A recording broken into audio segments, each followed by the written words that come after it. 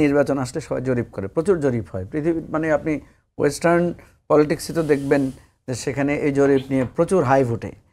আমি যেটা মনে করি, যেটা আমি আজিজ ভাইয়ের সাথে হয়তো আমার একটু নাও মিলতে পারে, আমি কোনো জরিপকেই ফেলনা মনে করি না যদি সেটা মোটিভেটেড জরিপও হয়। যেমন ধরেন IRI, এটা ইন্টারন্যাশনাল রিপাবলিকান ইনস্টিটিউট, এটা আমেরিকান খুবই প্রসিদ্ধ সংস্থা, এটা একটা প্রফেশনাল ইনস্টিটিউশন। ওদের একটা কোনো কিছু তো কেউ বিনা উদ্দেশ্যে করে না, করতেও পারে। কেউ কেউ যেমন সমালোচনা করে বলেছে জামাতকে এত ফুলিয়ে ফাঁফিয়ে বড় করে দেখানো হচ্ছে কিনা, যাতে একটা ভয় ভীতি তৈরি করার জন্য, যাতে এটা এদেরকে একটু এন্টাই সবাইকে একমত করা যায় যে জামাতকে ক্ষমতা আসতে দেওয়া যাবে না। এটা একটা হইতেও পারে, এটা তো নাথিং, মানে মানে অ্যাজাম্পশনের কোনো বাইরে কিছু আবার না। উল্টা ভাবনাও আছে, জামাতকে তারা পেট্রোনাইজ করতেছে। আবার উল্টা, মানে আমরা হয়তো মনে করতেছি যে জামাতকে তারা একটু দেখাচ্ছে।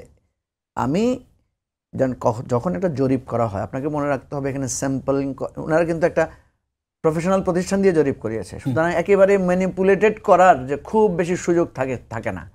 আচ্ছা, স্যাম্পলিংয়ে ভুল হতে পারে, এমনি সাধারণত জরিপে এরর 5 to 10% এরর ধরাই হয়।